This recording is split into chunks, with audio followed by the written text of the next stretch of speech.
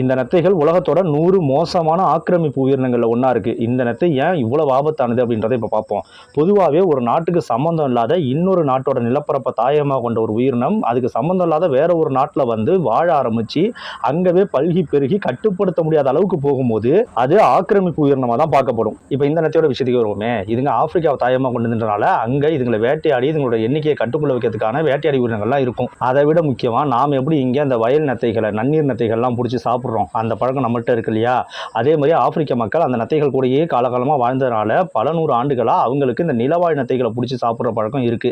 அவங்க இதை பிடிச்சி சமைச்சு சாப்பிட்டு இருக்கிறது மூலமாகவும் இதோட எண்ணிக்கை கட்டுக்குள்ள வைக்கப்படுது. அங்கே இது சாதாரணமான ஒரு விஷயம் தான். ஆனால் நமக்கு நிலவாழ் நத்தைகளை பிடிச்சி சாப்பிட்ற பழக்கம் கிடையாது. அதே மாதிரி தான் இங்கே நம்ம ஊரில் உள்ள வேட்டையாடி உயிரினங்களுக்கு இந்த ஜெயண்ட் ஆப்பிரிக்கன் சேனையில் சாப்பிடக்கூடிய பழக்கம் கிடையாது. ஆனால் நம்ம ஊரில் உள்ள சில உயிரினங்களுக்கு நத்தைகளை சாப்பிடக்கூடிய பழக்கம் இருக்கு. உதாரணமாக இந்த செம்போத்து பறவை எடுத்துக்கிட்டோம்னா இதுங்க நம்ம ஊரில் இருக்கக்கூடிய நிலவாழ் நத்தைகளை பிடிச்சி சாப்பிடக்கூடிய ஒன்று தான். ஆனால் இதுங்களுக்குமே இந்த